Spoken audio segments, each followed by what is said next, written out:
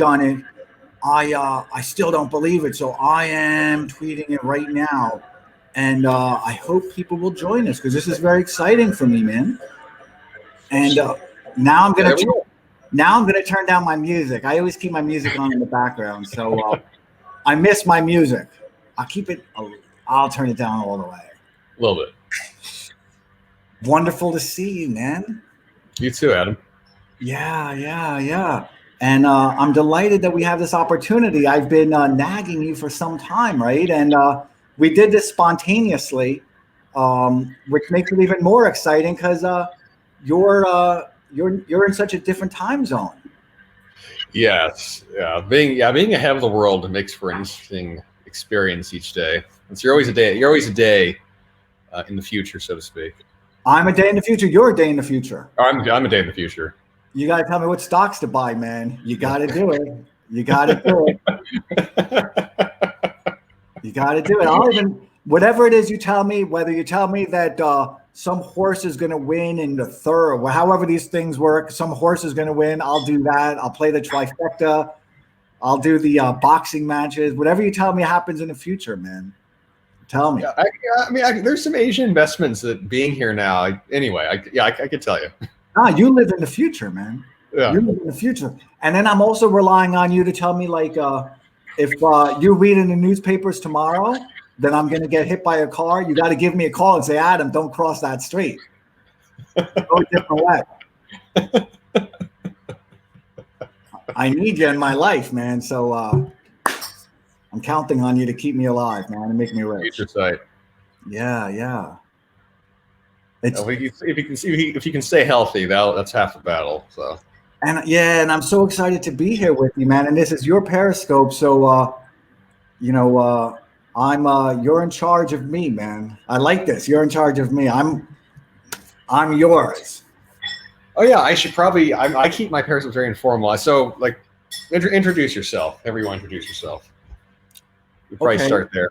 Yeah, that's awesome. Thank you for that. And my name is Adam Townsend. I go on Scrabble by Adam. I go on Twitter by Adam Scrabble. Yeah. That's because that's my hobby. And I learned fitness. I've always known fitness, right? I've always gone from really fat to really good shape, right? Because I'm an obsessive person. So, sometimes I would just go obsessive with working out, but particularly because I would sell a company and then I would spend the next year or 6 months or however long I took as a break between them working out. And then as soon as I started another company, I would get obsessive, and then I'd spend the next 6 years not working out. And then this last time in 2012, some of my companies went public, and I finally had a lot of free time. I never had that before. And I realized I was like, almost suicidal. I was like really depressed, man, because I spent my whole life on the acquisition kind of the wrong things. And then I finally had a lot of time with myself, and I realized how much I hated myself and how much I had given away in my life. So I wanted to regain that. And a big part of that, step number 2 or something of that was working out and getting in good shape. And I didn't even know I was in bad shape until I went someplace and I said, I've got like a weak jaw, right? Which is not too weak. It is kind of weak, right? It is what it is. And somebody said, well, I was like, maybe I should get my jaw done or something like that. I don't know about these things, right? Or get a neck done. I don't know. And they said, no, you're fat. So it was a wake-up call, right? I was really pissed at them, and I'm still pissed at them because that's not the way to say something. But nevertheless, it was true, right? So I realized that I can't buy my way out of this problem. You know what I mean? No. You can't buy your way out of being suicidal, and you can't buy your way out of being in really bad shape. So I worked on both kind of simultaneously because one has so much influence on the other. And it all worked out. It's a constant battle for me. So I really appreciate you because it's a constant battle. I'm 54 years old, and there's just so much tweaking, man. Things really do go wrong when you're older. Yeah. No, the way I always phrased it to clients that were in your the age bracket. Once you get over 45, your margin for error with your training decisions, just as a whole, it declines precipitously. So the very generic things you can get away with when you're in your 20s and 30s. Once you get past 45 or 50, you cannot get away with bad, stupid training decisions. Like everything has to be effective. Everything has to work. I'm actually looking for your tweet. I'm going to respond to you in a second. I'm so sorry because I'm being rude, but I want to make sure. I think I neglected. I thought I retweeted you, but I didn't. I did. No, I didn't. I'm horrible. No? So now I just retweeted. Okay.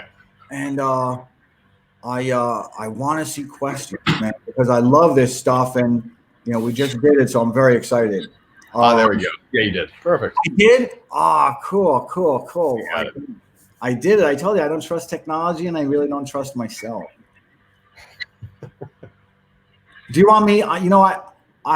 Maybe I should kind of reintroduce myself, but this time I'll do it quicker, right? Yeah, go ahead. Go for it. Yeah. So I was that kind of suicidal, depressed fat guy, right? And finally, I had a lot of time to spend with myself, which I hated. It's a weird thing when you hate yourself. So, I neglected myself for so long, and I kind of sold my time for probably for too cheap at the end of the day, right? And I didn't know how to regain my time. I didn't know how to regain my sense of time. It's not that I looked back on those 30 years and I regretted a moment of it, because I'm crazy, man. I loved every minute of what I was doing before, but I gave up so much, and there was no equilibrium in my life. So finally, some of my companies went public, and I had some time to myself, a lot of time to myself. And I read Seneca, very helpful. I read the philosophers. And then I realized I had to get in shape, man, because I was fat. I don't even know how my wife loved me, man. I was gross, man. I really was. I owe her one, man. I was disgusting. So I made a point of getting in really good shape, and I've got good genetics for it, honestly, which is ultra good, right? But I realized that at first I thought I only needed to lose 10 pounds, and then 15 and 20, and I was just still fat, man. And I wanted to see my stomach, right? I wanted to be ripped, man. Yeah. So I kept on losing weight. And then I kept on having to tweak, because then I would hit platforms where I just couldn't go lower. So I needed to change things up. And I've got to say, along the way, I think people were inspirational to me, even in the most nuanced ways where, they would literally walk up to me on the street and say, I remember you a year ago, and now look at you, and it was awesome. And then sometimes in other ways, because people can be real asses, and people would also try and say, have that piece of bread or have this or that, because people can be jerks. And now I try and be that same supportive person that I changed my life and made it better. Because even when you tell somebody, I've seen what you're doing and it's awesome, it changes your life, because you realize you have an obligation to other people to do it. So that's it. That's my background. That's the whole story. That's good. That's good. Yeah. It's a great intro. You booked into that perfectly. Yeah, cool. Now it's your Periscope, man. So I've got to say, in proper introduction to you, that you've been so helpful to me, man, because, honestly, I see everything. I get notifications from you, and a lot of it has to do with fitness, right? And you give such good advice, man. And the thing is, not only do you give it, and I subscribe to your thing through Gumroad, but not only do you give it, but you're also very generous with it. Do you know what I mean? Like you're not one of those people that say, those people in the gym that make you sick because they're like, lift that bar. You know what I mean? Those people are sickening. They're like, you can do that squat. They're shouting because that's not working out. You're that guy that kind of gets into their head better, right? any volume can ever do. So I so much appreciate that. And, you know, we were talking before this began about the backward lunges. And that's awesome. And then when I couldn't work out with weights, I would just go to the park. And you were so helpful with, you know, telling me how to work out in a park, because I didn't know how to do more than push-ups and squats, or, you know, not squats, but lunges.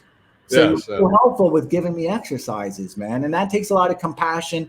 That's not even business, right? I subscribe to your, you know, to the newsletter and to a lot of, you know, what you write to see, but it's not just that, right? Because that's business.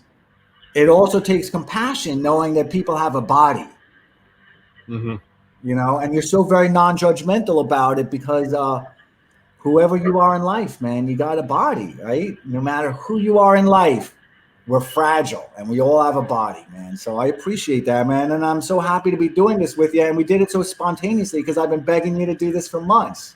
I know. We've been talking about this for quite a while. No, it's good to finally talk to you. But yeah, fitness is, I think, a lot of the fundamental problems people have with fitness in general is that it's approached from a very physical aspect. And the physical part's easy if you have the right mindset for it. Since you can teach anyone exercises, but the thing I've always tried to emphasize, for everyone I've ever trained, this in general, is your ability to learn and how you think about your form. That's going to inform the process more than anything else. I think it's like, it's a generic question, let's say, like, what's a good workout? Like, that's not an unreasonable question. But me telling you exercises doesn't necessarily really equip you with anything to really help yourself. I can rattle off movements for days. It doesn't really matter. Like, do you know how to actually use them? And I realized that early on in my training career that, yeah, you can make anyone sweat. And anyone can go to a gym, you can hire a trainer, and they can make you very, very, very tired. Like, that's not hard to do. It doesn't take any effort. But can they actually teach you something where you can actually help yourself? Can you help a person to help themselves? That's the real challenge. And that's why most of my advice, if you really look at it as a whole, like in breadth and depth, it's very focused on practicality. Like, I want things to be applicable that way. And I don't like the inaccessibility oftentimes of health advice, where it favors this sort of science bias, where it tries to sound more intellectual than it actually is. Most of what keeps us healthy is pretty easy to understand and pretty easy to use. You know, the deeper science behind it, you can get into that. Like, there's a time and place for that. But for a regular person, you know, average Joe, average Jane, they need to know what to do and how to do it and why to do it, and then they can go about implementing it in their life. You know, trying to sell to something more than it is, I've always found to be a disservice to people. You know, that's why most of what I offer is free. You know, like, honestly, like, the majority of my information, 95% of it is probably free information. You know, it's that 5% that organizes it into a plan that, like, okay, people can make the commitment to that. Yeah, interesting. And so I'm going to go backwards, and I hate to steal your Periscope, man. Go. You've been so awesome, because, and I've got to say, some of the things you tweet out, and I don't know if they call it bro, because it's really not, because I've seen some of your tweets where I'm like, you know, I can't share it, right? Because I don't want, I don't know. It's so personal that I don't know if I want to kind of share it, but I remember some of them, and, you know, even in some of them, and it's going to sound kind of vulgar, but it had to do, whoa, I just dropped my liquid. And it's spilling all over me, and I don't care, because, you know, it's in the mind, right? Me being soaking wet, it's all in the mind. And it's interesting, because some of it, I even remember some of it was like you're not going to remember, but it was like the woman's experience even having sex. I thought it was so interesting, because it got into my mind. I'm not going to share it with anybody, because you might see it the wrong way, right? And it wasn't your telling the story. It was like, I think, a sexual expert type of person. And it was like, it was really interesting. I'm not going to share it, but those type of things make my life better also, right? Because, you know, it's interesting. So I'm appreciative of that also. And yeah, you know, it's interesting. And I think they call that bro, and I'm not, you know, I'm not a bro type of person. And, you know, I think sometimes they mislabel things, because, you know, I'm not a bro. I don't know what a bro person is, but I'm not that person. I'm a person, you know, that really enjoys learning. I really do. And I, you know, even whether it's an investment or whether it's philosophy or whatever, I always appreciate other people so much, man. I've just learned so much from other people that I never would have learned on my own. And I've learned it in a better form, because when people say it, there's so much intimacy, you know. So I reached out to you again, about 6 months ago, right? It's been a while. Yeah. And I reached out to you, and I reached out to John Fitch, right? And I reached out to Loki's, and they're all awesome. And they all have different things with muscles, right? Because Loki's is like a bodybuilder, and that's one type of working out. That's one type of working out, right? Yeah, one type of training, yes. It's one type of working out, and the guy's in good shape, right? I mean, and he's beautiful. The guy is, the whole thing just works for him. And then there's John Fitch, right, who's got like a different type of working out also. And then there's you, which is more like a holistic. You know what I mean? It's just kind of like putting the whole thing together and getting that mental. In the finance, I would call it conceptual framework, right? Because there's a lot of complexity and there's a lot of intricacies. And I really appreciate even what you just said. It just registered that there's, the science of it is sometimes too much. Do you know what I mean? Like there's the science of it, and I never really thought until you said that. But there's the science of it. But for 99% of the people who don't want a master's in physiology type of thing, the science is good, but sometimes almost too information can be a bad thing about that because no, it can. I mean, I would say you are a bit bro. I've tried to characterize this with some seriousness actually the past year. Yeah, so what I realized with bro philosophy, and I mean this seriously, like it's a funny way to saying it, of course. But when you're in a gym environment and when you are learning how to train both yourself and train others, you realize very swiftly that everything must be proven by practice. So the only real form of knowledge is applied knowledge. Things that you think can work in theory, how do you find out if they're true or not? Well, you have to test them out in training, either on yourself or someone else. So you have this like very natural aggregation of whether you want to call it iron game history or bro knowledge or just, like knowing how to train. You have this aggregation of knowledge that happens over a long period of time when you're in these kinds of environments. And everyone's very open about what they do because you're training and I'm training, and how I got started training is going to be slightly different from you. What works for you and what works for me? And you're always looking for similarities, or you're looking for differences or outliers or someone that does something unique, and maybe I can try that. So it fosters this level of curiosity that way, but you also have a very good filter since, again, going back to the point just made, how do you know if something's true? Well, show me. Did it actually build muscle? Did it help you lose body fat? Did it get you stronger? Everything's very measurable that way. You can't say something works then have no proof of it. The proof is in the action. Proof is in the outcome. So it doesn't necessarily lend itself to a higher level of cognitive discourse. There's a reason bros in general or gym culture has a reputation for being troglodytish. But at the same time, there's a level of wisdom to it when you really immerse in it. And then I found that over time, this growing up as I've gotten into my 30s, that's very applicable to the world we live in at large, since we're constantly presented with information that is arranged a certain way to seem true. It sounds like it's correct, but is it really? Does it actually work in practice? What are the premises of how these things are being tested out and implemented, and why should I believe it? Because anything can be arranged well enough that it looks convincing. I want to know the premises behind it. So when you start asking those kinds of questions, or when you learn how to ask those kinds of questions, it lends itself to helping you just become a better thinker in general. And then at the same time, how do you really ingrain these lessons in yourself? You have the gym, you have the training environment. So you're internalizing these things through the practice of the body. Oh, it's my time to talk because I was so. I want to keep going, but yeah. I was so no, please do, man. I mean, this is so helpful to me. And the thing, I'm selfish, right? I'm selfish with these periscopes, and I love it because we can regain intimacy. And we were talking about that right before. But the thing that I really love is I can be so selfish because I'm really interested in this stuff, man. And you just talked about it so well. So when I reached out to you, I found a problem, right, that I didn't even realize I had. And it was interesting because so one of my friends is a retired the hard way MMA fighter.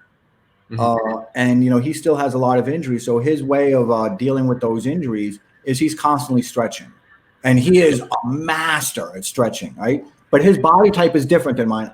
I'm always going to have a bit more of I have a more muscular framework no matter what I do. He's got a leaner framework, but his musculature is all different than mine. So he can show me how to stretch, but my body is not going to be the same as his no matter what I do. And so, but they're helpful, you guys. But then he took a picture. Actually, he asked somebody to take a picture because both of us were doing planks. And his was honestly, physiology is such a beautiful thing. And his was like perfect, like an art perfect. And mine wasn't. And I realized my neck was like, you saw those pictures, right? Yeah. My back is diesel. It is what it is, right? And it's got some good thickness. But then from where my back ends and kind of where my neck begins and my head was like this, right? I had no idea because it wasn't just slouching and it wasn't just laziness. It was like something muscularly that was wrong. And I saw pictures of myself a year before, 2 years before, because there is some vanity, and I think that's actually a good thing. And it was new; it just happened, right? So within that year period, I'm like, I fell apart, and I still kept a muscular framework, but the physiology of it, like something, whatever you guys, fitness guys, call this stuff, in my thing, I would just say it was just like my back. I'm trying to do it here. So my back was like this. So it was straight. And then it was literally like this, right? Actually more like that. And so he took a picture and his was beautiful and mine wasn't. And so I reached out to you and I said, what do I do, man? And you were awesome. And you explained it very elegantly to me, right? While some people might have been a little bit more forceful on the bodybuilding type of side, and or forceful on pound the weights or whatever it is, because I'm 54. Pounding the weights ain't gonna do it for me anymore. But it's reality, right? I pound the weights, but adding 20 more pounds to a squat is meaningless to me, right? Yeah. And then you were really, very gentle and kind with it because you said do face pulls, and then you explained to me what the face pulls are, right? Because I had no idea.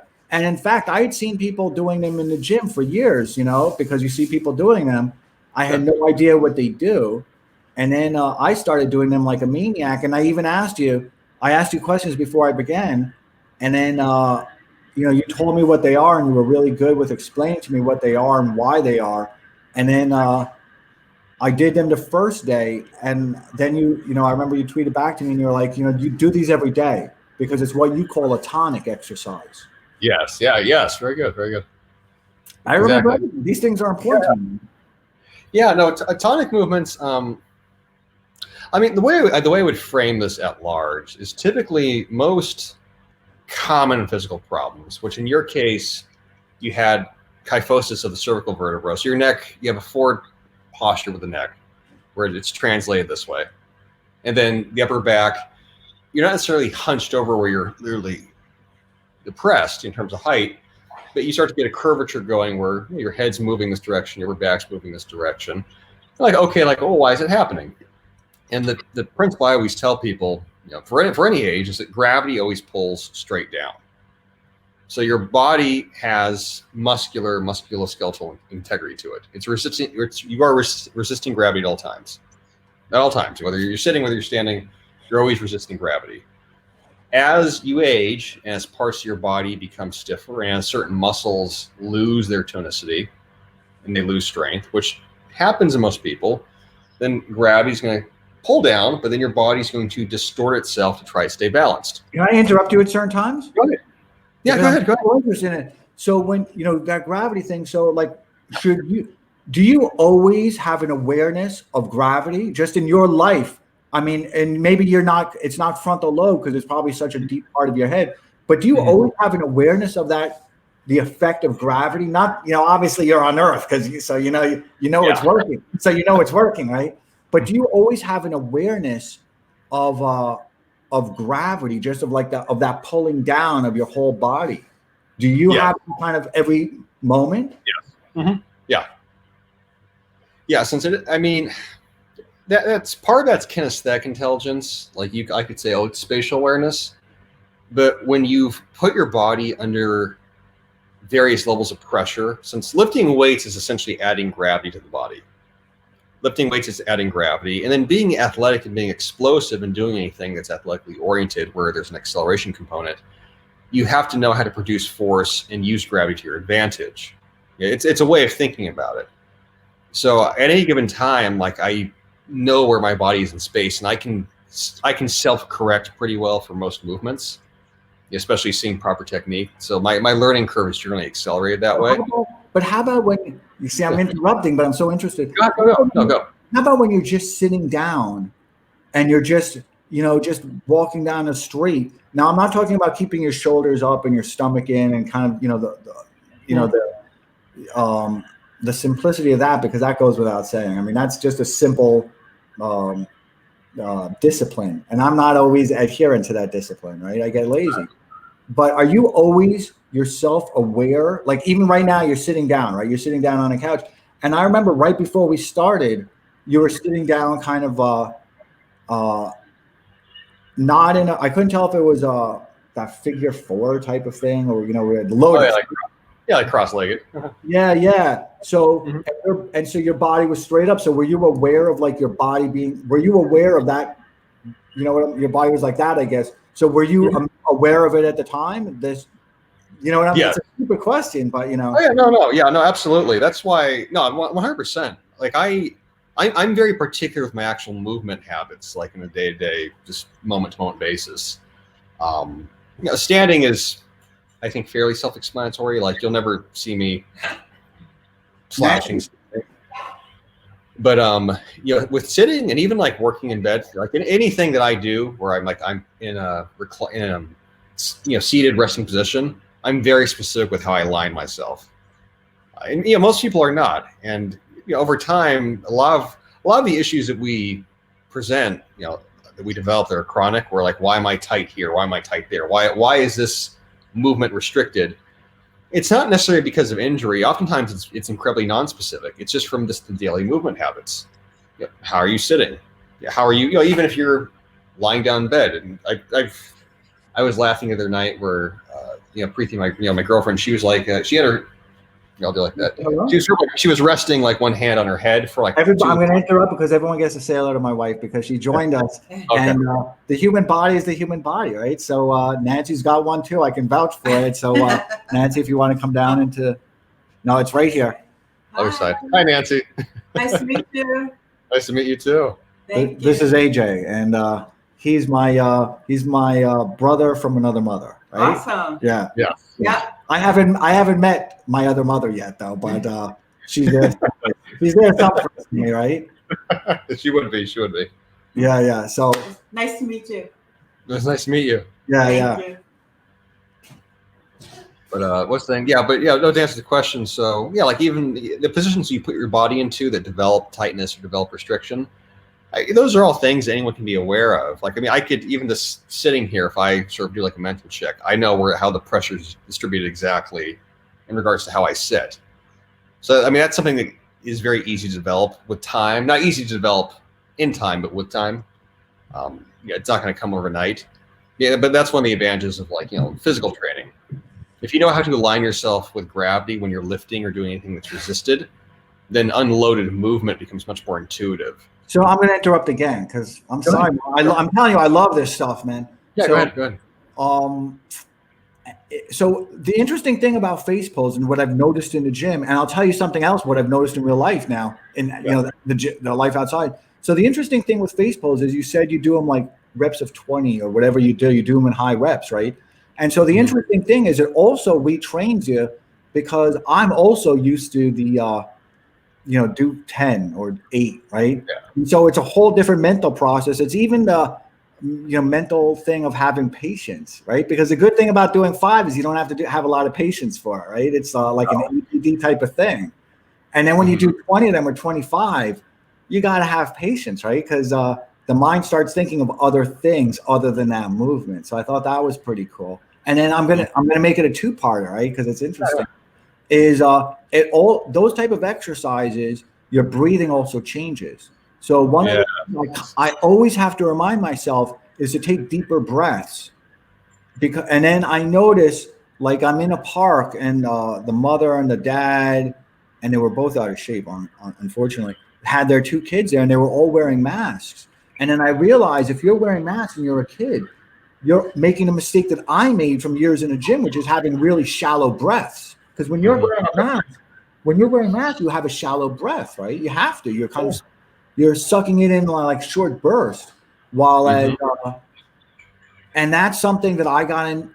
I'm constantly having to remind myself to breathe properly, because I'm a shallow breather.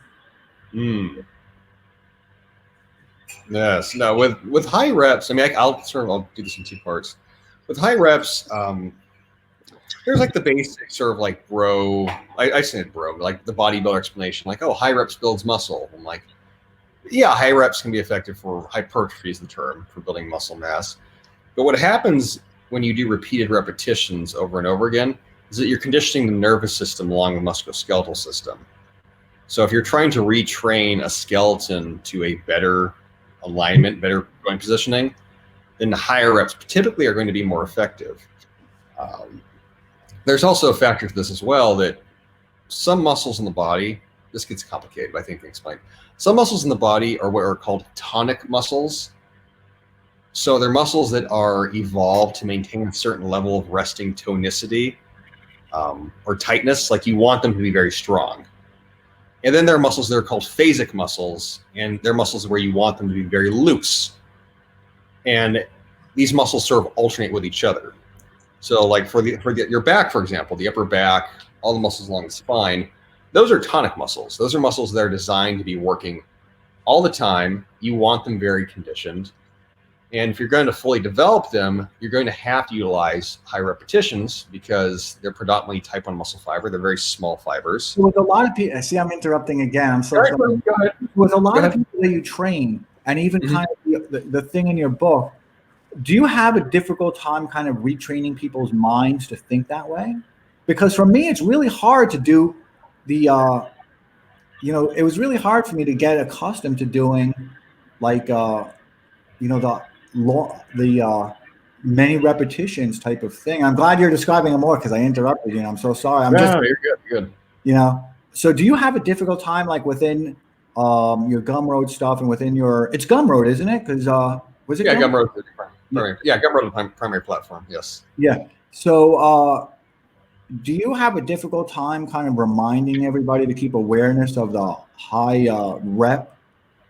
And I want you to explain it some more, right? Because I accidentally disconnected for a second. But do you have a difficulty kind of reminding people that that's a part of it? Because if I had a choice, I would always rather do the low rep type of stuff. And now I realize that the low rep stuff doesn't do it for me anymore.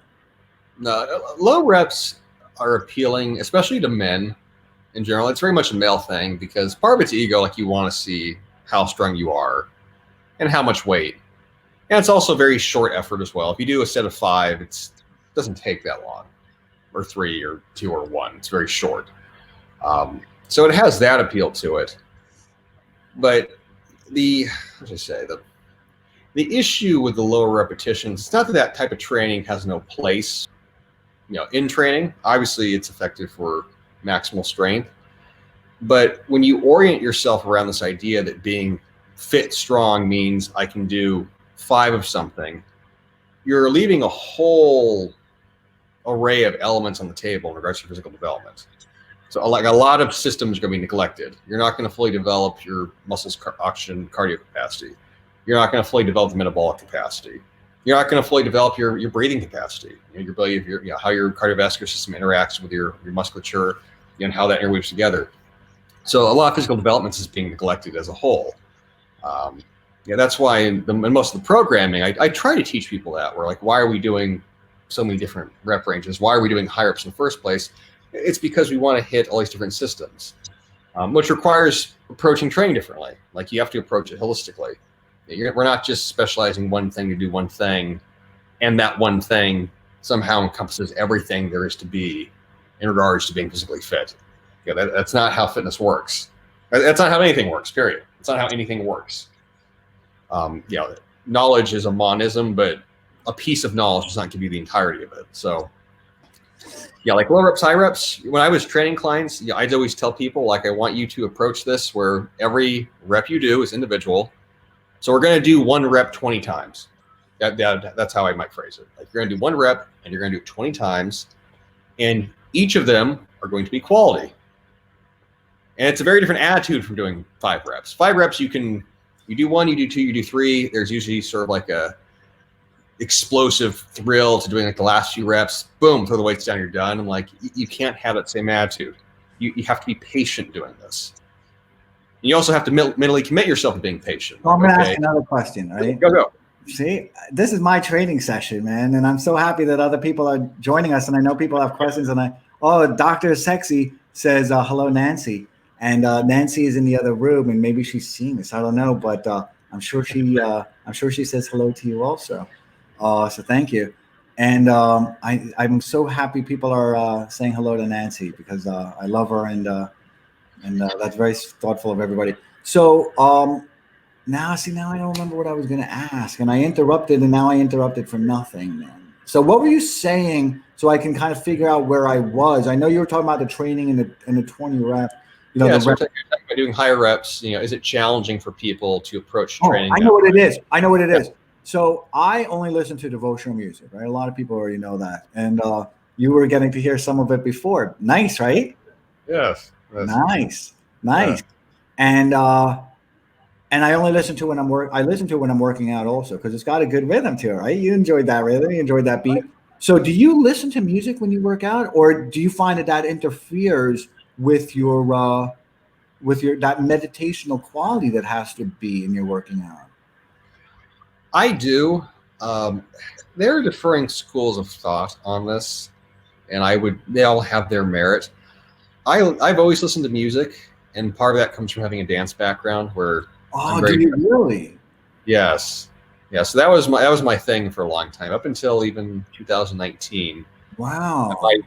My bachelor's degree is actually in performance choreography. So I'm very. Really? Yeah. No wonder. So that's interesting, because that's why you do have a different insight into it, into the aesthetic and the whole thing. That's interesting, man. So you see a lot more. You see things in terms of a body movement, right? Yes. Yeah. It's a very different mentality. You're like Martha Graham. Is that it? Is that the person who does Martha Graham? Yeah. She was modern godmother, I guess, of modern dance, you could say. And then Bill T. Jones. You ever see Bill T. Jones? Bill T. Jones, yeah. And then I met him once, and I was like, this guy is something. Oh, yeah? He's something special. Yeah, that guy is. You feel it from him when you even say hello to him. And then who did hair? Who's the woman who did hair? Nancy. Who did hair? The choreography. Hair, I don't know, honestly. Was that Nancy? Hopefully, is going to come running in now, and hopefully. No, Mike, that wasn't. It was. I don't think it was Fosse. No, Fosse was amazing too, man. Yeah, that wasn't Fosse. I don't know. Nancy, who did the choreography for hair? Who did the choreography for hair? Who did the choreography for hair? Oh my goodness. Wasn't Twyla Tharp, right? Wasn't Twyla Tharp, she says. No, it wasn't Twyla Tharp. No, I wasn't Twyla Tharp. Oh my goodness. Okay, look it up. Look it up, and then because I know. I had no idea that was your background, man. Yeah. So interesting. Yeah, that's why I always look at exercise differently, since dance is an artistic form, obviously. It's whereas traditional lifting, and most people that get into training, I'd say, they usually have like a competitive sports background, which I don't. So sport is done for the sake of competition, and training is done very two-dimensional. That's how I phrase it. Very two-dimensional. It's very linear, and dancing is not two-dimensional. It's not linear. Dancing is multimedia, and it takes place. Dancing happens on all levels. Both high, middle, and low, and it's multiplanar, and it changes. And the rhythm of movement changes and the tempo of movement changes and the quality of movement changes depending upon the intent of the movement. So yeah, it's bigger that way. Nancy's right. Nancy's right. It's Twilight Thought. It is Twilight Thought. Okay. Yeah. So training in comparison always seemed simplistic in a way. I forget what we were covering before this, but yeah, that is actually. We're talking about music. How I listen. Music. Yeah. So I listen to music. My goal when I listen to music in training, so I have a huge variety of playlists and different songs. On one level, I regard it as mental programming, so I can take emotional, mental, psychophysical experiences and put them into the movement I'm doing. So it's meditative in that regard, and also it allows me to enter sometimes at its peak into like a fuse state. So I'm trying to hit a point of pure being, non-thinking, no contemplation of existence, just existing within the flow of the movement itself. So what music, and I know it's a very individual type of thing. Okay? So what music do you listen to? Because I can't listen to rap or any of that exciting music because I don't like to be agitated. I really don't. I don't like the words. I think the words are vulgar, and I don't like to be agitated. So what do you kind of listen to? Nancy listens to rock. She listens to the Stones, and yeah, I don't. So my playlists are weird. Jesus, if I actually try to share them. Do I have anything I could share that's like would even be relational to people? I'm thinking about this. So I don't typically really listen to too much, like not classic rock. A lot of it's like we might call like what's even called now, like tri-hop. So it's like a mixture. Yeah, it's like the artists I listen to are oftentimes a mixture of like hip hop with rock. They're lyrical or they're like alternative artists. And you find that's the music that you can kind of mentally, right? Because you got to connect with it. That mentally is the right kind of like rhythm for your brain and for your heart. Yeah. So part of it is the actual just tempo of the music itself. So like a certain level of beats per minute, and then a certain certain number of chords, and it gets you into a state of neurological excitation would be the technical phrase. But also it's most of what I listen to is very intensely lyrical, extremely lyrical. So when I listen to it, I'm sort of playing an emotional story narrative, so to speak, and then I inhabit that experience in the body. So training for myself is an extremely emotional time period. I don't think I could say it any other way. It's not necessarily like a neutral state. Like I'm at the peak of feeling when I'm training. Wow. I've interrupted you so much. I know people have questions. I really want to see what people say. So it might be easier for you to scroll on the questions and have an opportunity to say hello to people. And I see Roman is here. And if that's Roman, the author, I'm a fan of his. You're awesome, man. He's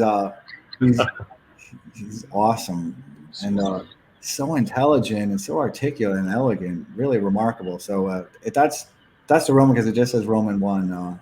Hello. And if it's not, then hello to you also. Thank you. Music, it's just the beat. So what Roman says, I can put his question up, right? Yeah.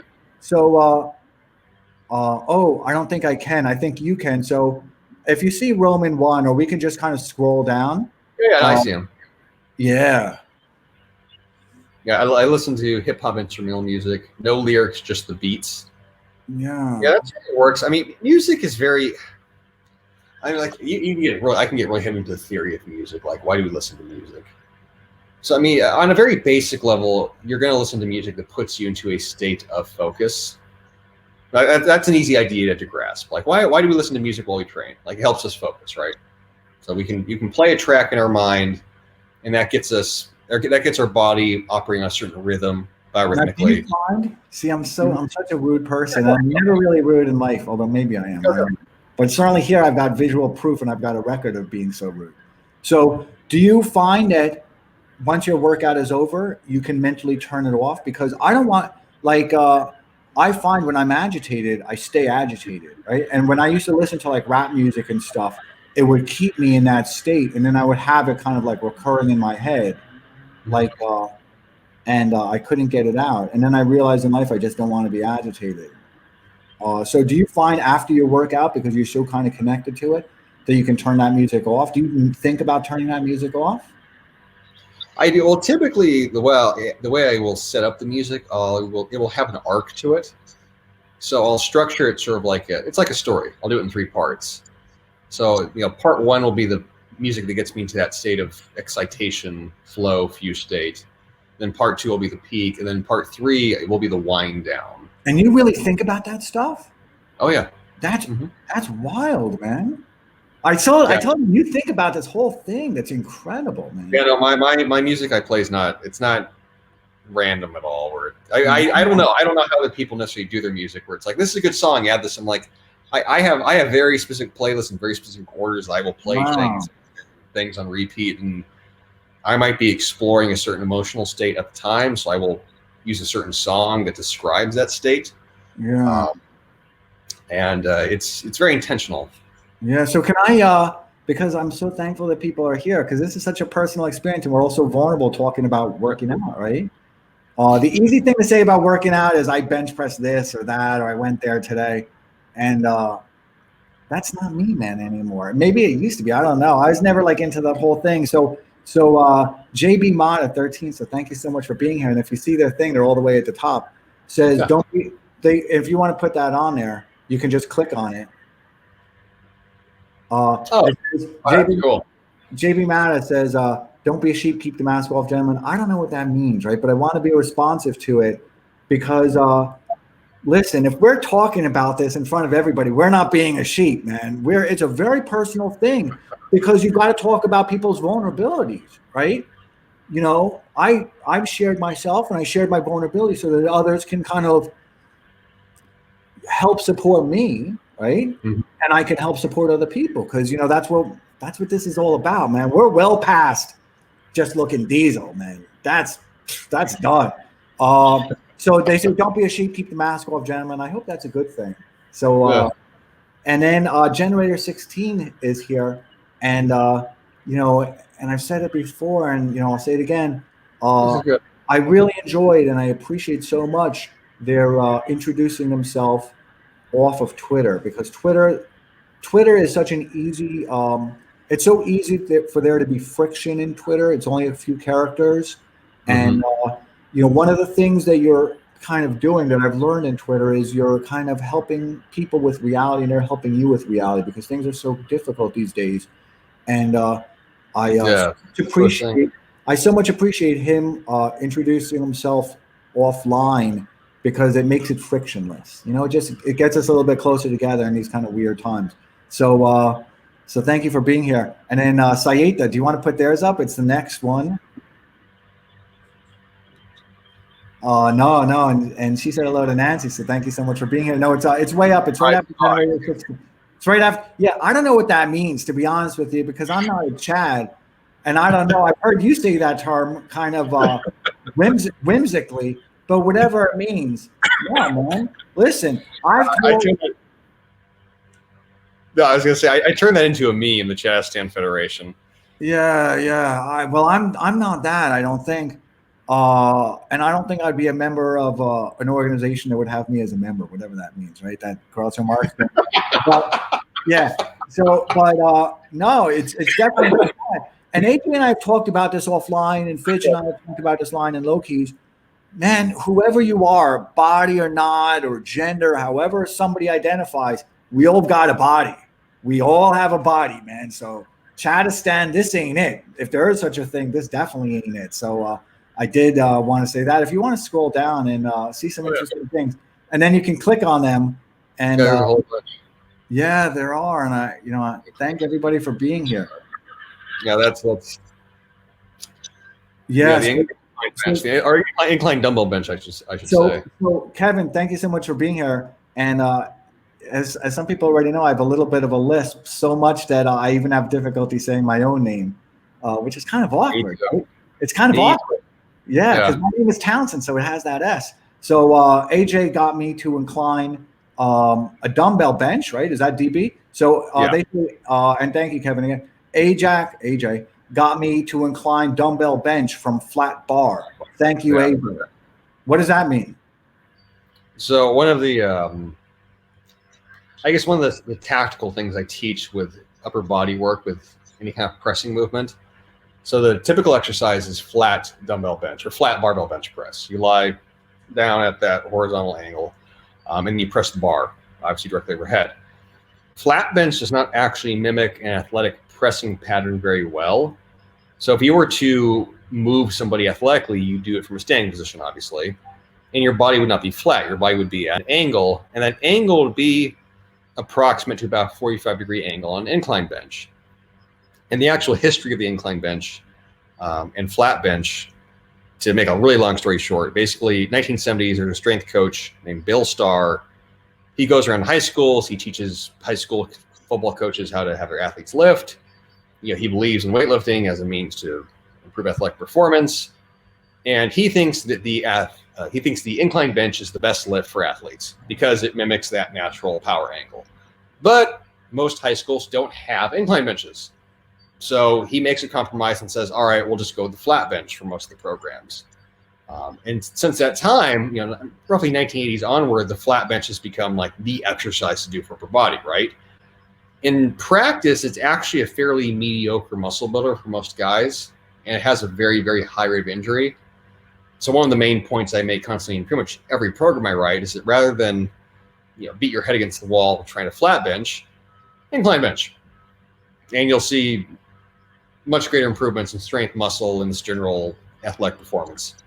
And so I'm very interested. I know it's going to be difficult within this, but to see a visual of that movement the way you do it, I'm very interested in, because I know that there's a lot of I don't know these words because I don't know the physical words. I just know what I do. But kinesiology, is that what it is? Kinesiology. Mm-hmm. I know there's that, right? So I just learned a tweak a few weeks ago about how my arm should be like back in the socket, not forward. Do you know what I mean? Yeah. I just learned that. After doing these things for 40 some odd years, I just learned actually the correct way to have it. Your arm is supposed to be back into the socket rather than kind of extended out. Yeah, the technical term would be, well, for any joint in the body, but for ball and socket joints, you want the bone centrated in the joint. So you want it arranged in the joint where it's essentially approximately perfectly center with equal tension attachments, going through the whole 360 degrees. And if you have that, then you should have a very easy fluid range of motion. If the joint sits in a position where it's off center, basically, you're going to have compromised biomechanics joint action. The exercise is not going to be done properly or to its full effect. Yeah, that's interesting. I'm turning this a little bit because I'm not sure which way it works. So if you see some other things there, I'd love for you to have a chance to say hello to people and respond to their questions. So I'll scroll down a little bit also. Let's see, and I certainly don't want to take too much of people's time. So let's allot another 10 minutes. Would that be all right? Yeah, I can run through these pretty easy. Recommendations for a simple home gym setup. So for a home gym, it depends upon just how complicated or how much money you want to spend. The most basic setup would be to buy a pull-up bar, because then that gives you the ability to do a pulling motion, gives you the ability to do pull-ups and chin-ups. And if you have a pull-up bar, then you could say you don't need anything else because everything else will be with body weight. If you want to add to a pull-up bar, I would suggest getting a suspension trainer. The most common model is called a TRX. And that's something that can be hooked over a door frame, but that allows you to do a huge variety of rowing, pulling movements for the back. So and also I'm so rude. After this, can you send out a link with that? Because I've never heard of these things before. For sure. Yeah, please do. Yeah, so pull-up bar and then a TRX. And if you have those two things, you're pretty well covered to develop, you could say, all the body's muscles. There are other devices. Rings are fun, but you need something to suspend rings from. You can get dip bars for fairly low cost. So if you want to be able to do dips, you get dip bars. Things that are portable, that are weight. Kettlebells are definitely the most versatile in terms of you only need to get 2 of them, and you can do pretty much all the exercises possible with kettlebells. So it also depends upon your learning curve. Like, what are you willing to learn? And so bodyweight stuff is very accessible. Bodyweight training is very easy. Anyone can do it, and you can watch a video and pick up on it. If you want to, take it to another level, so to speak, then you're probably gonna have to get some weights or some devices and learn how to use them properly. But if I was to start off basic, just pull a bar. I see David DM Suave is here. If you want to click on that, because they ask an interesting something, and if they say DM Suave, curious your opinion on a single activity movement that punches hardest above its weight in benefits. Oh, I see. Oh, I see. The single activity movement that punches hardest above its weight in benefits. So I mean, what can you? So a way to a term I like to use, like what is low tech but high effect? Punches above its weight. If I had to pick an exercise, I could say like, wow, this does so many things. It's so versatile. Pushing a sled is really? Yes. Really? Now, I've never done that. Yeah. No. Obviously, you need a sled to push. So like. Yeah. Like, but I will say, like, to make it basic, like calisthenics, bodyweight training works for everybody. Anyone can do it. Like, for most people, like start there. But if I had to like pick something that's like, oh, what's a really cool thing that like has a ton of benefits that nobody does? Pushing a sled. Wow. The reason why it can be done so many different ways. You can use it for fat loss. You can use it for muscle gain. It's a fantastic cardiovascular workout. It's a concentric only exercise. Wow. So it's actually very easy to recover from. So it looks intense, but the joint demands are actually pretty low. Wow. You can take I've had clients that were in their 60s, hip replacement, bad knees. They can push a sled. They can push a sled okay. Wow. You don't have to pound the pavement really hard. You can just sort of like walk forward pushing it. You can drag it backwards, which is phenomenal rehab for the lower body, for the knees, for the ankles. Wow. You can load it heavy. It'll build muscle. You can I'm gonna interrupt it. So, how long should somebody like be?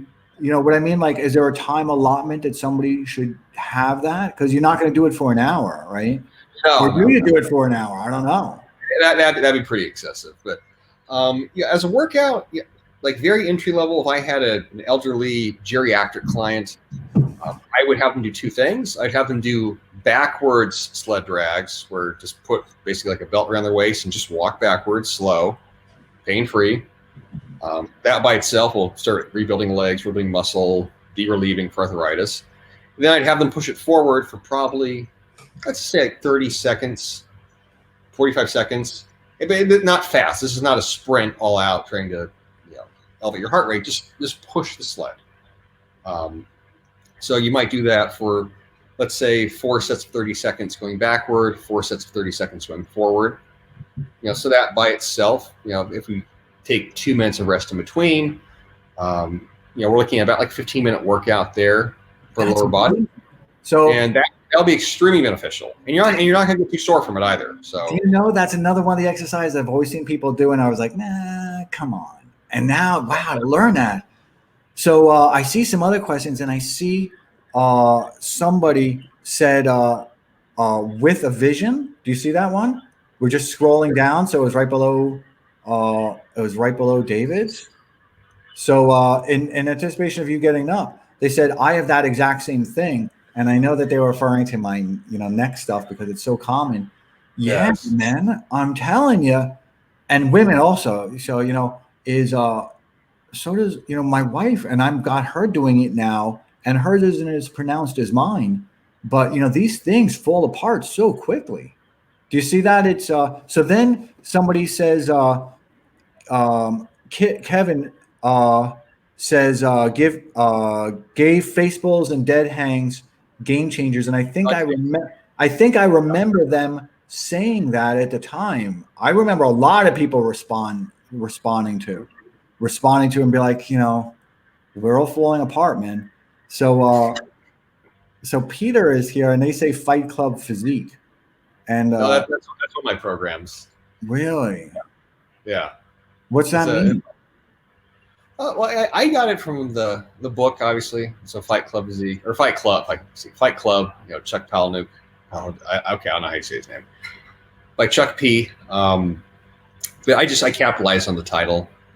And the film, if you've ever seen the film, that's I love that movie. The book too. It's only 100,000 words. It's so short and it's amazing. Yeah, it's a short book. Yeah, that's an element in the book, though. The idea of sort of like developing this body that you build through a war with yourself. But the program itself it's a body weight program. That's awesome. 6 days a week, if I remember correctly. Yeah, it's in your Gumroad because I see that and I don't. I haven't seen that because I look for other things, man. Look for, it's just how people respond to things. And I look for other things. So that's really interesting that he says that. It's really interesting. So Marco J1S, I see them and it's right below Peter. Line skeleton. Yeah, this is a good one. Do you want to put that question up there? Yeah, let me put that up there actually. So how do you tell between misaligned skeleton and that just being normal for you? This requires instruction. So it's a very good example that you can't know what you don't know. So if you're the average person, if you're 99% of people, unless you have been highly trained in a very highly intense physical discipline, it requires very, very precise body positioning.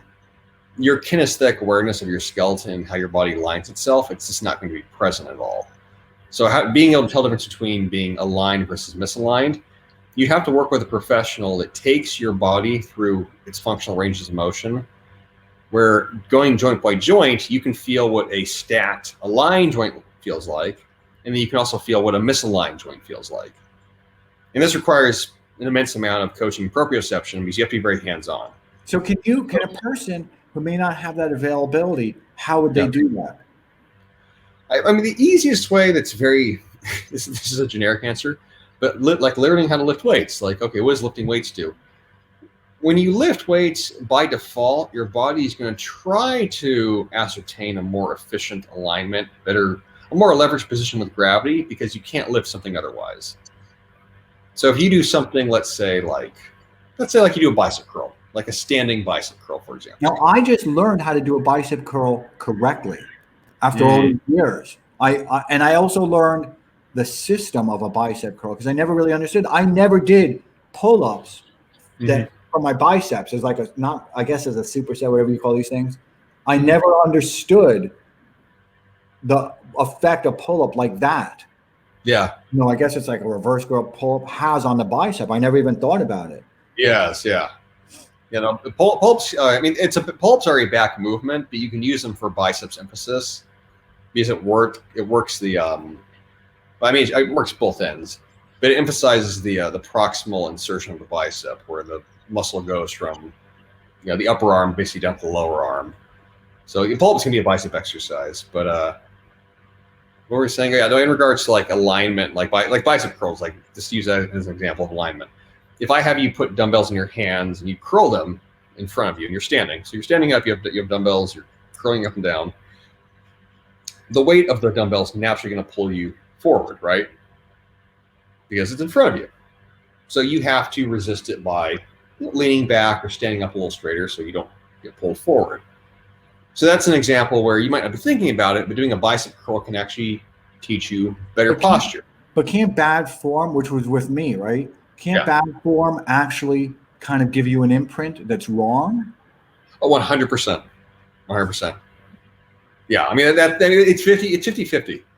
So this is why, like, YouTube is a huge resource for this. I will say that, where you can watch videos. There's a lot of great videos on YouTube that show proper technique for most exercises.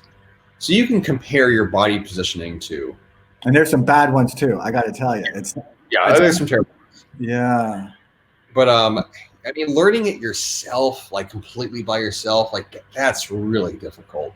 Really? It's like trying to learn a language just by reading a book. Like, I mean, hypothetically, you could teach yourself, I don't know, French just by reading French. Like you could. But I did it again. So, and there's a lot of questions here. So, and a lot of observations. So let's aim for a drop dead in around 6 or 7 minutes. So let's scroll through everything. I call it myself like a speed type of round, and I'll try and do that also. But now you got to do it. You got to play that speed round game.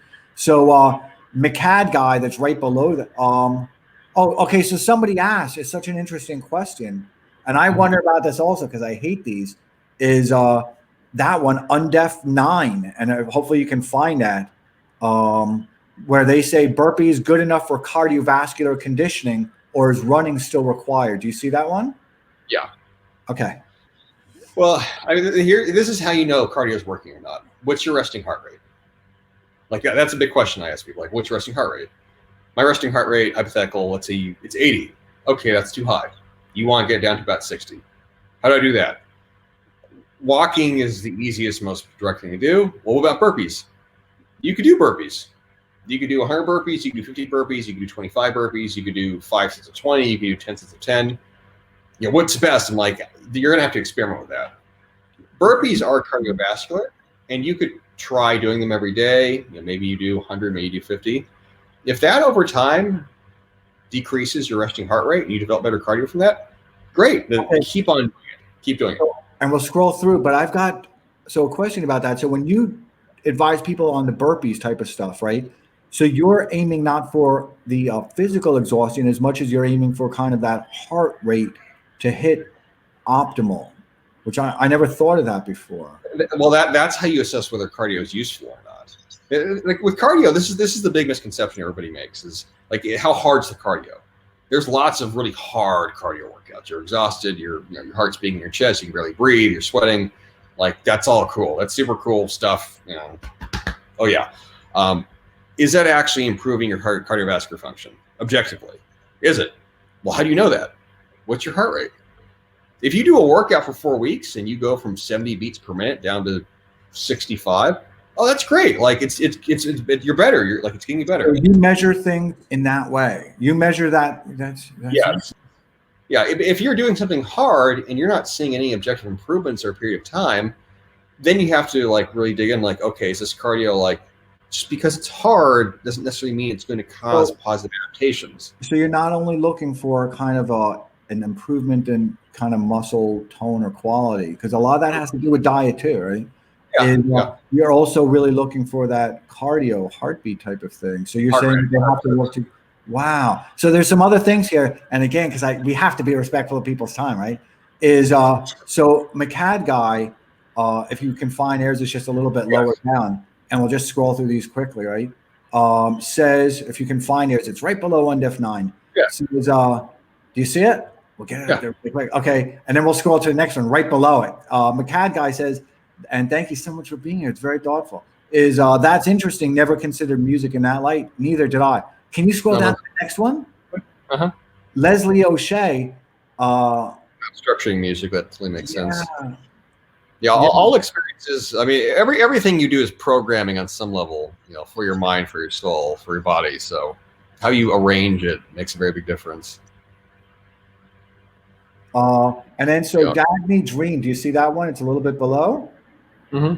So Dagny Dream says, been following AJ for a while. This is great. A trainer told me my form is really well thanks to AJ. Yeah. Very good. Very good. Awesome. If you want to just scroll down and you find those. Yes. Adam, question. We got that one. Yeah, we got that one. They still need above 6. Do I still need to be above 6 feet to join the Chads? If you want to serve on the police force, yes. That's a Chad statement. I want to be responsive to this one. Thank you so much for being here. And he should do a Periscope himself because we've discussed his own kind of therapy that he's gone through for diabetes. And he's got a remarkable story. I think about it frequently, actually. And he should share it, right? Because we're all so fragile and we need to hear each other's experiences in a way that books can never tell you, right? So if I think Reg is the next. Okay, so then there's Generator 16 and then Reg. We need to cycle through them quickly. Dynamic warm-up. Lifting weights? Not really. I typically just go right into the first exercise, but I know my body really, really, really well, so I wouldn't necessarily recommend that for everybody. The average person, definitely do some type of warm-up that mentally, physically prepares you for whatever it is you're going to do that's more intense.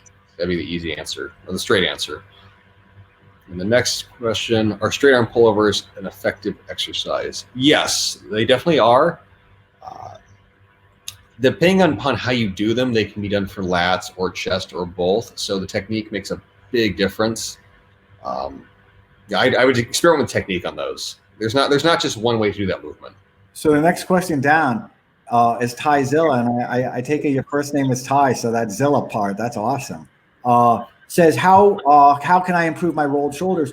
I'm telling you, man, that's such a big thing, and I learned it the hard. I learned it, and if Ty wasn't here, I learned it because somebody took a picture of me doing a plank, and I realized my body was like, because my back is pretty thick, and I'm heavily muscled, but at the same time, it wasn't until somebody showed me the picture that I realized here's my back, right?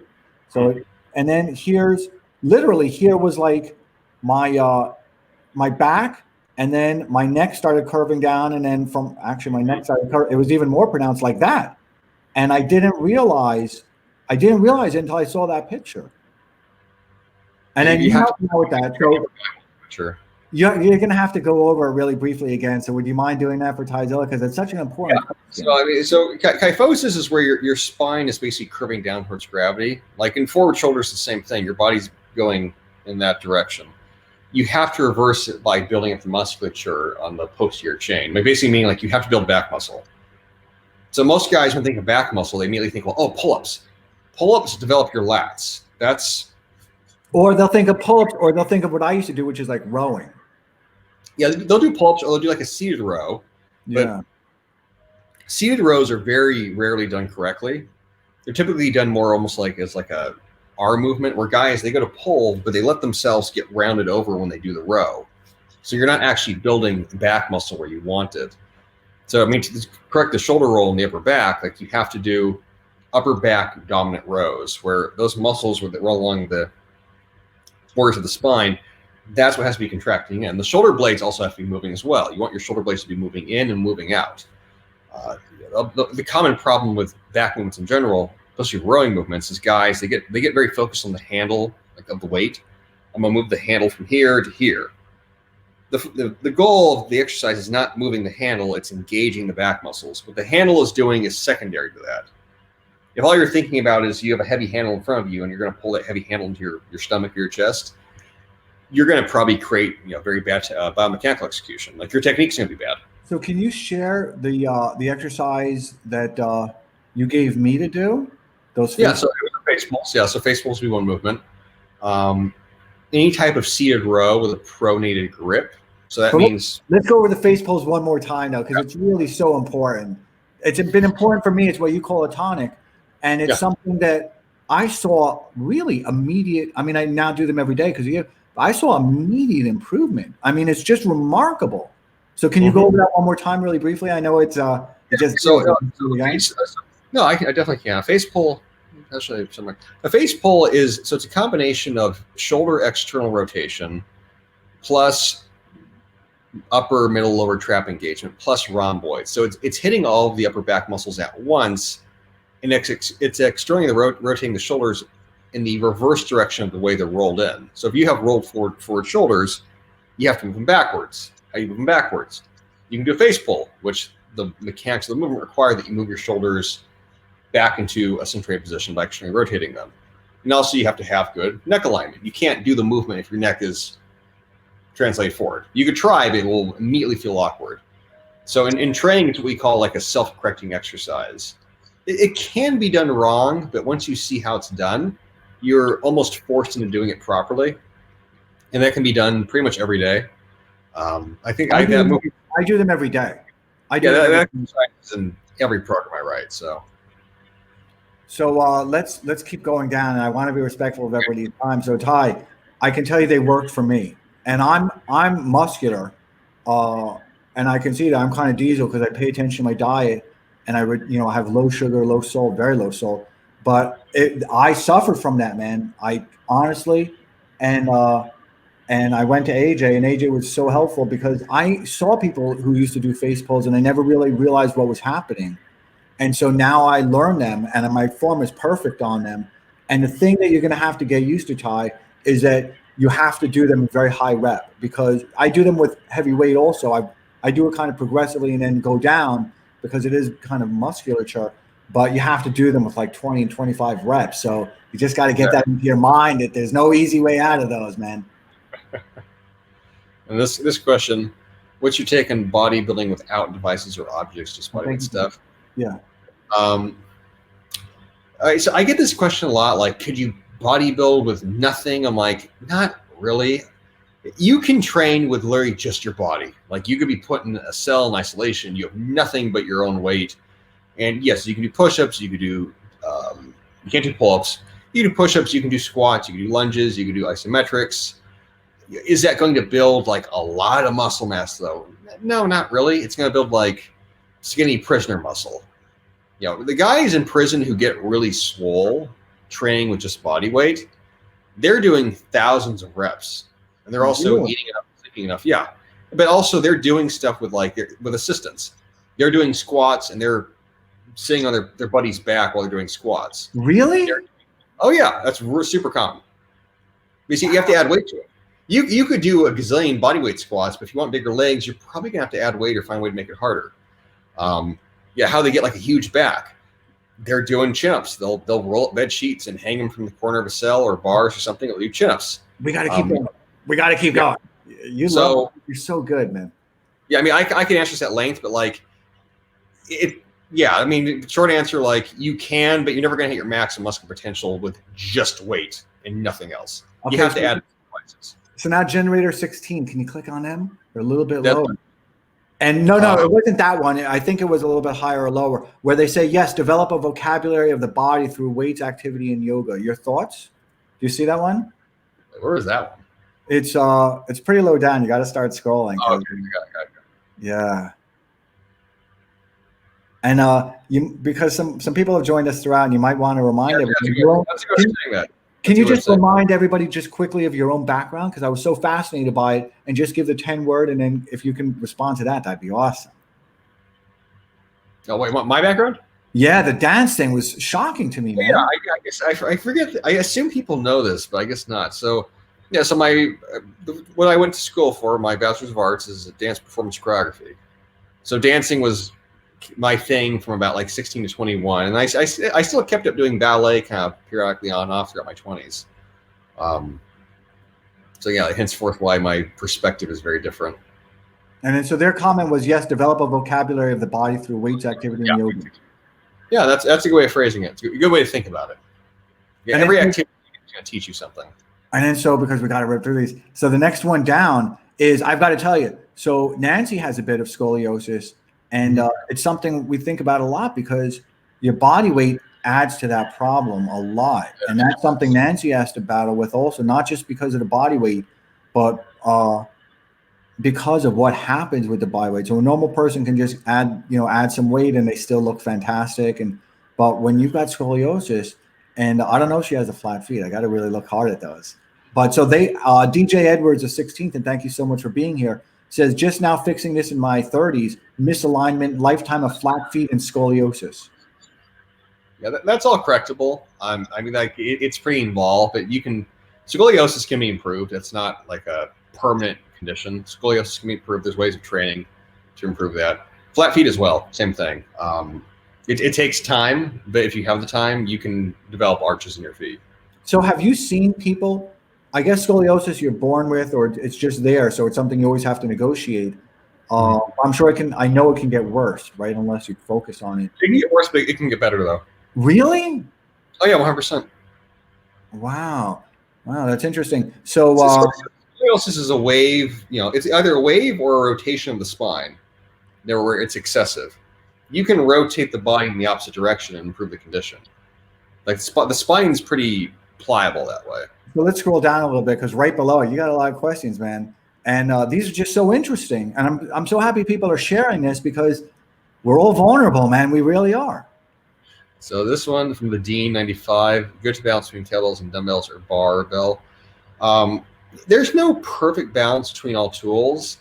You have to know what you're using the tool for. So barbells are excellent for maximal strength, dumbbells for moderate strength, kettlebells can be used ballistically. If you know what each thing does and what it's most effective at, then you can arrange it into some kind of training symphony where you're getting the best of every world. Is there like a perfect percentage though? No, that just comes down to that comes down to the learning curve for each of those tools. So I got a question. I'm sorry. Good. It's been an hour and 20, so thank you everybody for joining us, and thank you for including us as part of your Twitter feed, and hopefully we've both been good guests, AJ and myself. So thank you. And so what they're asking is good to balance between kettlebells and dumbbells or barbell, and I'll tell you, I've never used a kettlebell in my life. So, these are all like a training session for me. So I'm so lucky to have this and have everybody join me. So I'm learning from all this as well. So I've never used a kettlebell. Should I be using one? You have to get instruction to use a kettlebell. Kettlebells, because they add a fourth joint to the body. So when you hold them to the handle, it hinges in the hand. It hinges and it moves, and that makes them not very intuitive, generally speaking, for most people in regards to what you're supposed to do with it. So, dumbbells, they're within the palm of the hand. The weight is within the hand itself. Kettlebells, with an added fourth joint, it adds a whole different element of instability. So, do you need to use a kettlebell? No. Can it be useful? Definitely, but it does require proper instruction, 100%. So without having a trainer, because we're all a little bit lonely now that we can't even really, because we can't really even observe. Like, a lot of us spend time in a gym, but a lot of us have already gone past that kind of reluctance to watch other people do an exercise. Like, I like watching other people do exercises because a lot of people do them right. And I'm like, wow. And I'll even ask them, because again, just sharing my experience with other people who might just have joined us. I used to be really heavy, and I went through getting in really good shape. And so many people were supportive of me, and I returned that, man, because it's such you're so vulnerable when you're losing all that weight, right? And people are always trying to mess with you. You're always going to find that 30% of the people that, for some reason, they're just bad inside, that they really want to say, that. So so you don't have that person in the gym, and you don't have the availability of a trainer. How do you learn how to use kettlebells? Like, YouTube would probably be the best resource. But YouTube is very hit and miss with kettlebell instruction. Yeah, it's the one tool I would say, like, you need a trainer. Trying to teach yourself, it's not like, the margin of error for kettlebells is quite low. The ability to injure yourself is quite high. If you're not comfortable using it, like, I wouldn't try to just mess around and figure it out, because it almost always gets done incorrectly. Really? Yeah. Really? So there's a last question, because we've been, and I want to thank everybody. And it's horrible because it's AJ's Periscope. And, as I said in the beginning, I've been pleading with him for months to do this. And really also because it was so helpful for me, the one-on-one discussions with him, and his course that he has on Gumroad has been so helpful to me that I want to share with everybody else. And I also had a lot of questions for him. So this is also me getting a lot of questions answered. Left, I can get through. So, is it necessary for an endomorph to bulk in order to build muscle? Bulking, I would back this up. Like, this paradigm that exists online, where to build muscle you got to bulk, and then to get lean you got to cut. That's very outdated. You can anyone of any body type can build muscle steadily without getting excessively fat, overweight, over a period of time. It's going to be eating at caloric maintenance. It's going to be lifting weights, doing some cardio. Will you build muscle? 100%. So you're thinking that you need to gain a bunch of weight really fast for muscle to happen. No, you don't. Flat out. Okay, so there's probably it's going to be the last question, but it's such a good one. And it's from Nimba, and isn't it horrible the way I'm such a bad guest that I'm opening up your refrigerator and serving myself? But Nimba 91 says, thanks for being here. How can I improve bow legs? Yeah. You need your gait assessed. This would require instruction as well. So if you have bow legs and you have a lower limb effect in the would that be the tibialis? Tibialis fibula, where they turn out, you're too externally rotated. That can be improved upon, but you'd have to look at your hip rotation. So how much internal rotation do you have in your hips? And also that'd be looking at the glute, sort of hip complex function. Do you walk duck-legged, where walk like a duck? can we get your hips rotating in? Like, hold on, let me ask you a question. Yeah. That has to do with your hip and your butt? Yeah. Really? Yeah. Like how? Because so the mental model I would use for this, every joint in your body, especially, all of them, the functionality of any joint affects the joint above and below it. So if you have bow legs, like, okay, your legs kind of have this bend in them, you might have perfectly normal gait athleticism, but you might be fine. Like, say, like, it's fine. You have this, your legs are shaped that way, fine. There's nothing wrong. But if it's affecting you, like, mobility-wise, athletically, or like you feel awkward doing stuff that way, you feel awkward running or walking or jumping, you feel unstable, you have to assess your gait. Like, how do you walk? Because how you walk is going to be how you move, for any sort of athletic activity. And then how you walk is also going to require a certain muscular pattern to it. So having efficient gait versus inefficient gait, those are two different types of muscular patterns that are taking place. People that have awkward walks, they're not going to run well. I guarantee it. Like, why do you walk awkwardly? Well, are your hips rotated out too far? So this is very common, let's say, with ballet dancers. Like, you get trained a lot in external rotation all the time. You don't want to walk in external rotation. For ballet, that's phenomenal. For everything else, that's incredibly inefficient and creates a whole altered connect chain that does not just reinforce properly. But all these things can be improved upon. They can all be assessed. Like, there's a solution for almost everything. So it's been an hour and 26 minutes, and I want to let everybody know that I'm also intruding so much on AJ's because this is your first time using StreamYard. Is that right? Yeah. It's very awesome. easy. Isn't it awesome? So I'm happy to tout somebody else's product. In this case, StreamYard. It's a startup company. And I see that you subscribe to it, that you're paying the thing because that logo for StreamYard isn't there. It's awesome. I'm a big fan of it. It's very simple to use. I don't know the company. I use them also. I'm not an investor in the company. There's a free version of it, which is awesome. I've had so much, it's been so great, that after the third time doing it, I got the paid version, and I'm so, I support the startups, right? That's what we all got to do because entrepreneurship is so hard, and you're also so kind of unsure of yourself that I always support the startup, and it's been great. So this is his first time using it, so it's going to be kind of awkward, but I'm going to tell him how to sign off in the right way because I've learned how to do it the wrong way, and I've learned how to. So the button's going to be all the way up on your right-hand corner, right? And then when you sign off, it's going to end the live, but you and I are still going to be on. So we'll get a chance to say goodbye to each other, and I insist once again that Preeti say goodbye to me.